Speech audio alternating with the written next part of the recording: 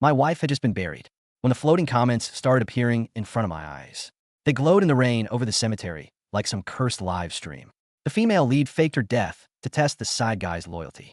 He'll get lonely and cheat in no time. Then the female lead can come back clean and get with the real male lead.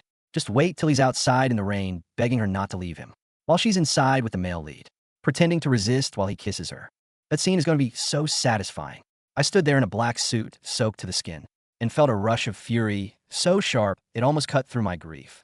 Sloane had just died. Or maybe she hadn't. Apparently, my wife had staged the whole thing to test me. Fine. Then let heaven, hell, and these insane, glowing comments bear witness. I would not betray her. But on the day of her funeral, her estranged sister appeared. She walked through the mist in black heels, holding a black umbrella over my head. Her voice was low, velvet, smooth. Noah, my sister is gone, but you still have me. I went completely still. Was this another test? It had started months ago. I'd gone with Sloane to a tarot reader down in the village. A dim little shop full of incense and cheap candles. The woman turned over a card and studied me with unsettling certainty. You are destined to have 2 wives in this life. She said, the woman beside you isn't the love of your life. That's bullshit. I snapped. A shadow fell over the table. Before I could say anything else, a slender hand reached past me and plucked the card away. I turned and met Sloane's eyes. Honey, she said lightly, don't listen to this nonsense. He smiled, casual and unreadable, turning the card between her fingers like it meant nothing. I knew better. Sloane never truly cared about things unless they touched a nerve. She had never loved me the way I loved her.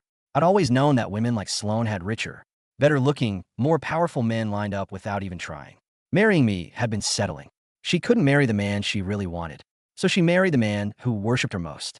Me I didn't expect was for her to bring up the reading that night in bed. All her usual cool distance vanished. She came to me hard, selfish, and relentless, as if she needed to force something out of me. She demanded everything and gave nothing gently. I knew that proud, untouchable side of her too well. She didn't like me enough to be tender, but she still expected devotion like breathing. Sloane, I said hoarsely, giving in the way I always did. I only love you. I told her again and again. As long as she lived, I would love her. She stilled above me and looked down. And if I die, my breath caught, I'd still love you. That tiny hesitation was all she needed to hear. One perfect brow lifted. When I instinctively tried to pull away, she pinned my wrist to the mattress. Noah, she whispered, even if I die, you are only allowed to love me. That same night, after midnight, I woke, half conscious, and saw her at the window in a black silk nightgown. Long legs crossed, phone pressed her ear. The news of your death will break tomorrow. A voice on the other end was saying, we'll stay at the villa in Sardinia for 6 months. Once we catch the mole, you can come back. Sloane gave a lazy hum. You really aren't going to tell your husband? Part of it was for the operation. Most of it, I'd later realize, was a gamble.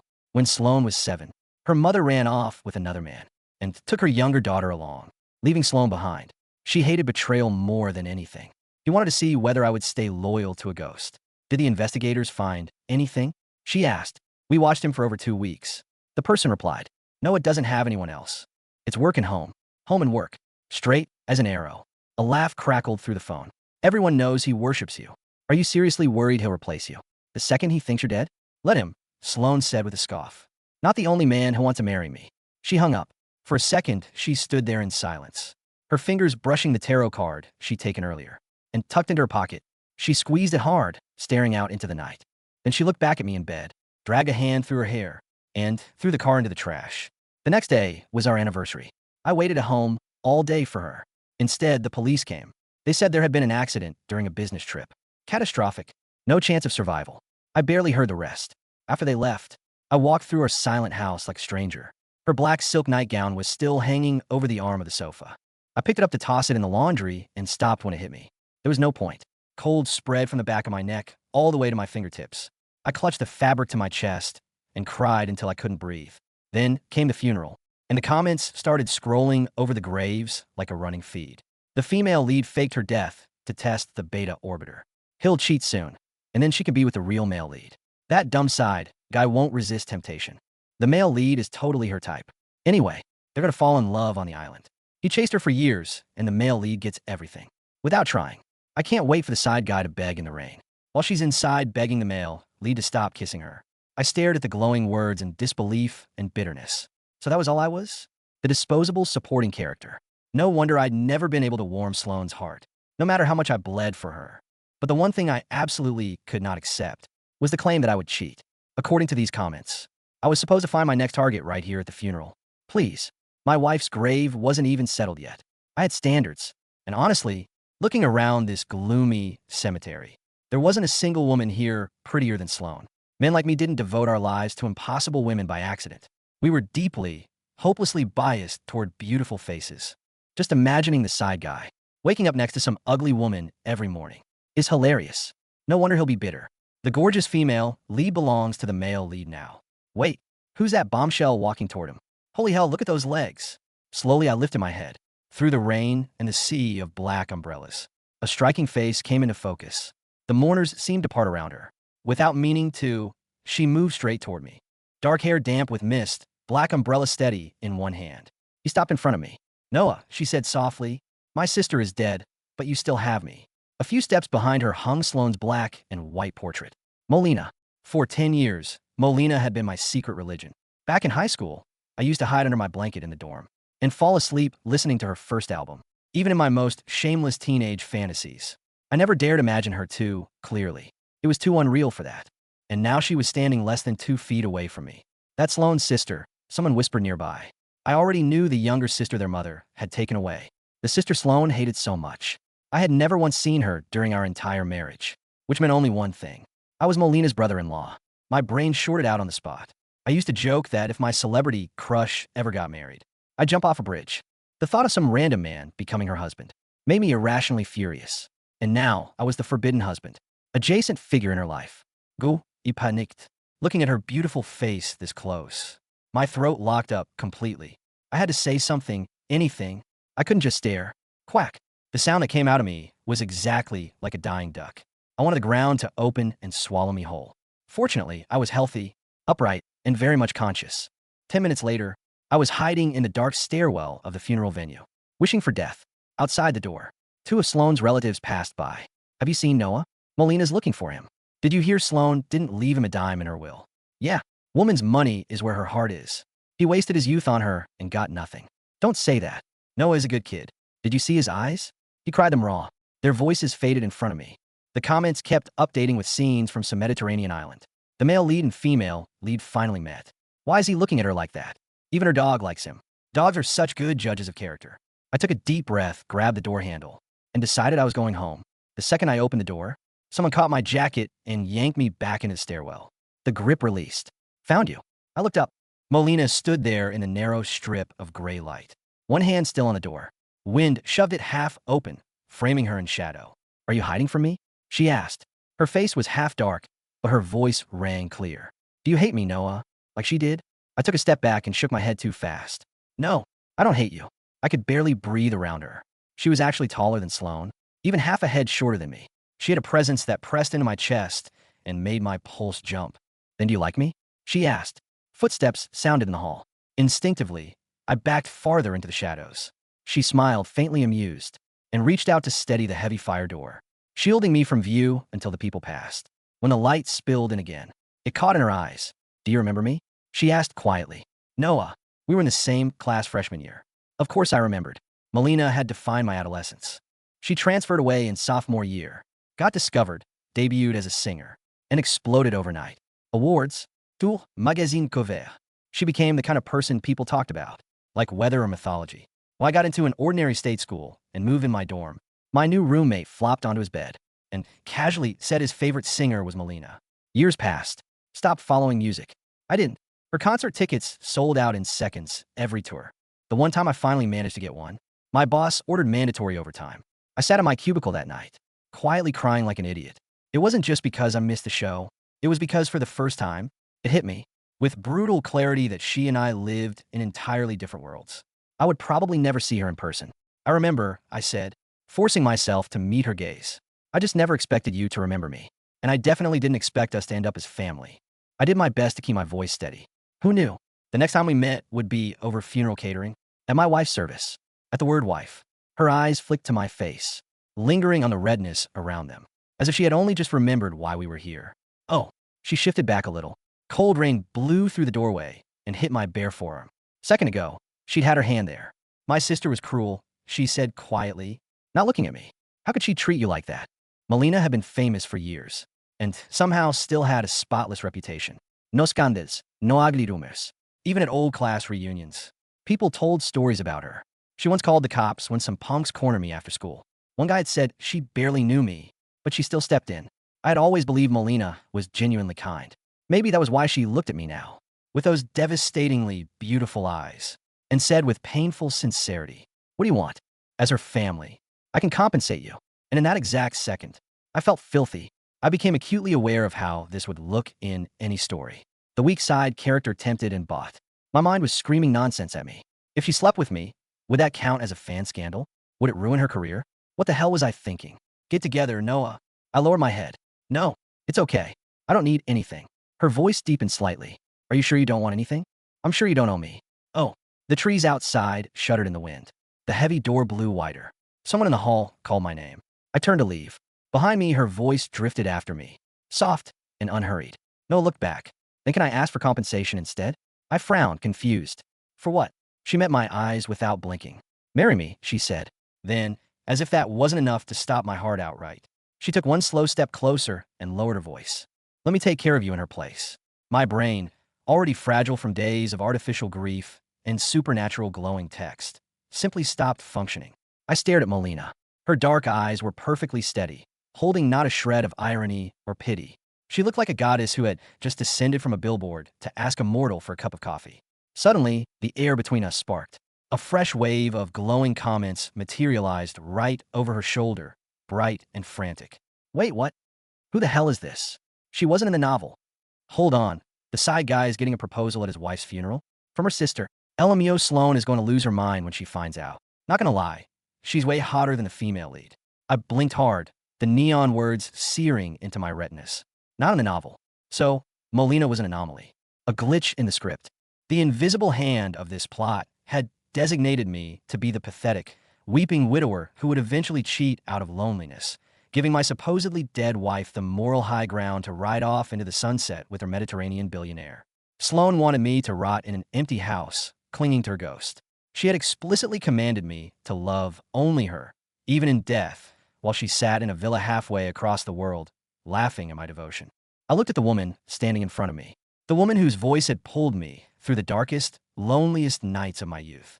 You're serious, I rasped, my voice sounding like crushed gravel. I have never been more serious, Noah, Melina said.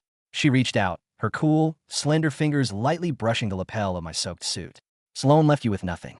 I know her. I know her lawyers, I know her pride, and I know exactly how she viewed you. She treated you like a possession. I want to give you a life. Why? The word tore out of me. You're Molina. You could have anyone. Princes. Movie stars. Why me? A complicated shadow passed over her face. Let's just say I have a very old debt to pay. And maybe I'm tired of watching my sister break the things I care about. Before I could dissect what that meant, another comment flashed above us, dripping in glowing red hostility. Whatever. He won't say yes. He's a total simp for Sloane. He's gonna reject her and go cry on the grave. Typical beta. A cold, sharp clarity snapped into my chest. The grief that had been strangling me for days evaporated, replaced by a pure, glacial spite. Watch me. Okay. I breathed. Melina's hand stilled on my chest. Her eyes widened, just a fraction. Okay. Yes. I'll marry you. I swallowed hard, stepping out of the shadows and fully into her space. But if we do this, we do it today. Right now. Before they even put the dirt over her empty casket. Melina stared at me, searching my face for any sign of hysteria. Finding none, a slow, breathtaking smile spread across her lips. It wasn't the polished, media-trained smile she gave on red carpets. It was dangerous. I have my car out back, she said softly. Let's go. 3 hours later, we stood in a sterile, fluorescent-lit courthouse in the next county over. I was still in my damp funeral suit. Melina was still in her black morning dress. The clerk behind the glass stared at us with a mix of horror and morbid fascination. Do you, Noah, take Melina to be your lawfully wedded wife? I do, I said. My voice didn't shake. And do you, Melina? As she said, I do. I felt a strange vibration in the air. The floating text went absolutely feral. No way. No way. He actually did it. The timeline is fractured. The author is screaming right now. This wasn't supposed to happen. Sloane is still in Sardinia. Is it cheating if he legally thinks she's dead? Technically, he's a widower. I tuned them out, slipping the simple platinum band, bought at a pawn shop down the street 20 minutes prior, onto Melina's finger. It was a temporary ring, but the way she looked at it, you'd think it was the Hope Diamond. When the judge told me to kiss the bride, I froze. The reality of what I had just done hit me like a freight train. I had just married my teenage idol out of spite. But Molina didn't hesitate. She stepped on her tiptoes, framing my jaw with her warm hands, and pressed her lips to mine. It wasn't a tentative, performative kiss. It was deep, firm, and shockingly tender. A jolt of electricity shot down my spine, erasing the lingering chill of the cemetery rain. For a fleeting second, 10 years of unrequited, pathetic devotion to Sloane shattered into dust. When we pulled back, Molina's cheeks were slightly flushed. "Hi, husband," she whispered. "Hi," I croaked. Moving into Molina's penthouse felt like stepping onto another planet. I didn't go back to the house I shared with Sloane. I couldn't. I gave the keys to Sloane's lawyer, told him to sell everything, and walked away with only 2 suitcases of my own clothes. I didn't take the black silk nightgown. I threw it in the trash on my way out. Molina's home was warm, flooded with natural light, filled with plants, books, and a constant, soft sound of music playing from unseen speakers. It was the exact opposite of Sloane's sterile, monochromatic, museum-like mansion where I had always felt afraid to touch anything.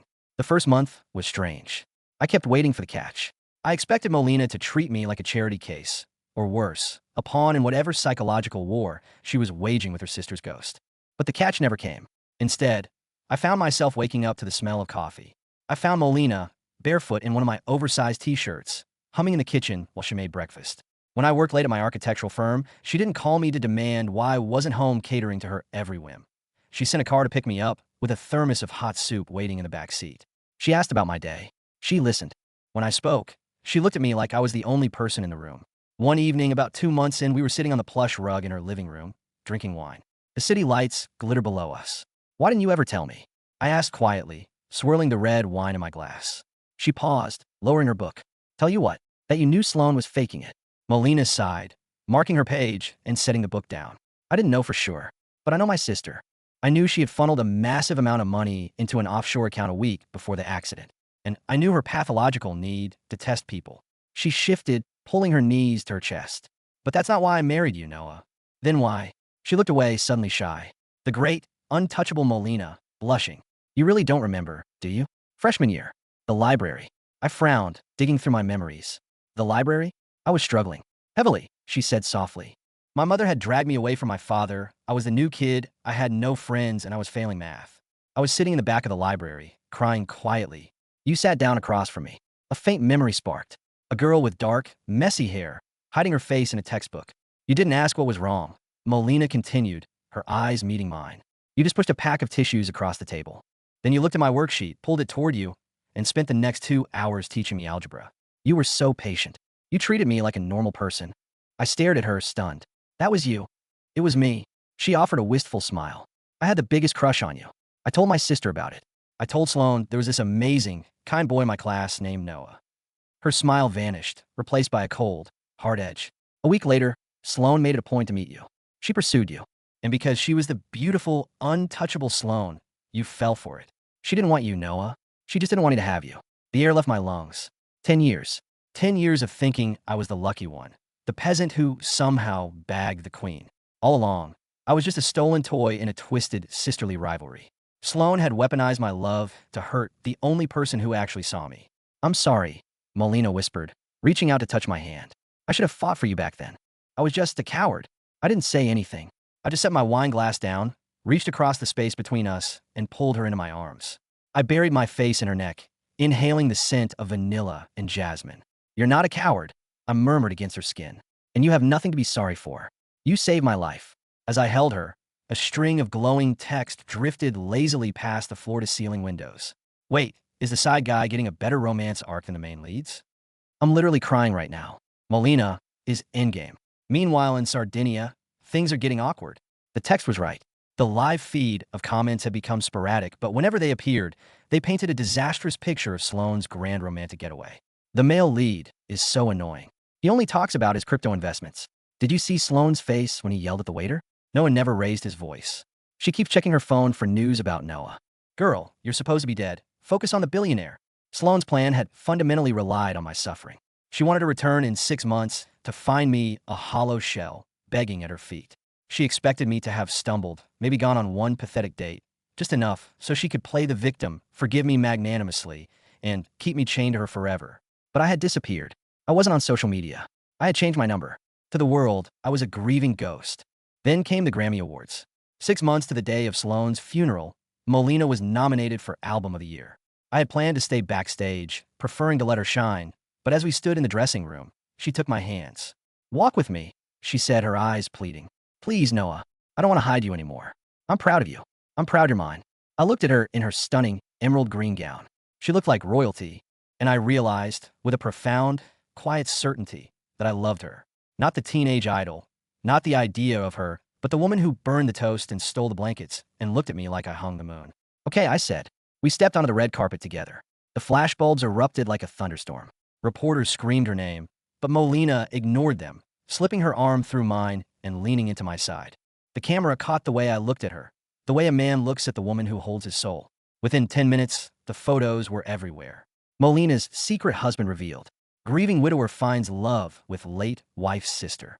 The comments exploded in front of my eyes, a blinding flurry of neon. "Oh my God. Oh my God." She saw the pictures. Sloane is freaking out. She just threw a wine glass at the male lead. She's packing her bags. The female lead is breaking character. I repeat, the FL has gone rogue. She thought he was rotting in a basement, and instead he's in a Tom Ford tuxedo, holding waist with a literal pop goddess. I smiled, tightening my grip on Molina's waist. "Come home, Sloane. Let's finish this." It rained the night she came back. Fitting, really. Molina and I were in the kitchen. I was chopping vegetables while she sat on the counter, swinging her legs and stealing pieces of bell pepper. The doorbell rang. The security feed showed a drenched figure in a designer trench coat standing at the lobby gate. I recognized that arrogant posture instantly. "Send her up," I told the concierge over the intercom. Molina stopped chewing. "Is it her?" "Yeah." I wiped my hands on a towel. "You want to go in the bedroom?" "Not a chance in hell," Molina said, hopping off the counter. She stood beside me, her chin lifted, eyes dark and ready for war. The elevator dinged. Heavy, frantic footsteps echoed down the private hall. Then, pounding on the door, I opened it. Sloane stood there, soaked to the bone, her hair plastered to her cheeks. She had clearly practiced this moment. Her face was arranged into an expression of tragic, beautiful agony. "Noah," she breathed, her voice trembling perfectly. "Noah, I'm alive. It was a mistake, a horrible misunderstanding. The police, the dental records, it wasn't me. I've been in a coma in a private clinic." "Save it, Sloane." I interrupted, my voice flat, devoid of any emotion. Sloane froze. The dramatic tears welled in her eyes, but her gaze darted to my face, searching for the desperate, crying man who used to worship the ground she walked on. She found nothing, just a man looking at a stranger. "Noah," she whispered, her mask slipping slightly. "What's wrong? I'm home. I'm back. Aren't you happy?" "You've been in Sardinia with Julian Rossi for 6 months," I said calmly. "I know about the offshore accounts. I know about the phone call on the night before you left. I know you faked it to see if I'd be a good little dog and wait for you." Sloane physically recoiled, her face draining of color. "Ow, how could you possibly?" "It doesn't matter," I said. "What matters is that you're dead to me." "You don't mean that." Panic, real and ugly, finally clawed its way into her voice. She reached for me, her fingers grasping for my shirt. "Noah, I'm your wife. I did it for us. I had to be sure. You promised me. You swore to me that night. You said you would only ever love me, even if I died." He thought he was talking to a human being. A cool, velvet voice echoed from behind me. "Not a sociopath." Molina stepped into the foyer. Sloane's eyes widened to the size of saucers. Her gaze dropped to Molina, then to the matching wedding band on my left hand. For a second, I thought she was going to have an aneurysm. Her beautiful face twisted into a mask of pure, unadulterated hatred. "You," Sloane hissed, sounding like a cornered snake. "You manipulative little bitch. You stole him from me." "I took out the trash," Molina corrected smoothly. "You're the one who threw him away." "He is mine," Sloane screamed, lunging forward. I stepped smoothly between them, catching Sloane's wrists. Her hands were freezing. I held her firmly, feeling nothing but a vague sense of pity. "I was never yours, Sloane," I said quietly. "You made sure of that. You didn't want a husband. You wanted a worshiper. Someone to feed your ego because you were too broken and insecure to believe anyone could actually love you." "Noah, please," she sobbed, and this time, the tears were real. The realization that she had lost total control was breaking her mind. "I love you. I do. Julian was awful. He didn't care about me. He didn't look at me the way you do. Please, take me back. We can annul this joke of a marriage. We can start over." Oh my God, the secondhand embarrassment. The FL is literally begging in the rain. Just like the prompt said, but she's begging the side guy. How the mighty have fallen. She threw away a diamond to go pick up a rock, and now she's mad someone else is wearing the diamond. Sloan, I said softly, letting go of her wrists. She looked up at me with a desperate glimmer of hope. I'm going to shut the door now, I told her. My wife and I were making dinner. Do not ever contact us again. My lawyers will send over the fraud paperwork regarding your fake death in the morning. Have a good life. Noah, no. I closed the heavy oak door until it clicked shut, locking it dead. Through the thick wood, I could hear her muffled screams, her fists pounding against the door, sliding down until she was crying on the floor in the hallway. I turned to Melina. She was staring at me, her chest heaving slightly. Are you okay? She asked, her voice tight with worry. Never better, I said. And it was true. A massive, suffocating weight had just been lifted off my chest. The ghost that had haunted me, the spell I had been under since I was 19 years old, was completely broken. I walked over to Melina, wrapped my arms around her waist, and lifted her off the ground. She let out a surprised laugh, wrapping her legs around my hips as I kissed her. I love you, I said against her lips. I love you, I love you, I love you. Melina smiled, burying her hands in my hair. I love you too, Noah. Since we were 18. Over her shoulder, the glowing text flickered wildly one last time. System error. Female, lead completely destroyed. Plotline derailed beyond repair. Reassigning main character status. Noah. Status update. Happily ever after achieved. The neon letters fizzled, sparking like a dying firework, before dissolving into the air completely. They didn't come back. I didn't need them anymore. I didn't need a cursed live stream to tell me my worth, and I didn't need a script to tell me how to live. I was already exactly where I was meant to be, holding the only woman who mattered, safe and warm against the rain.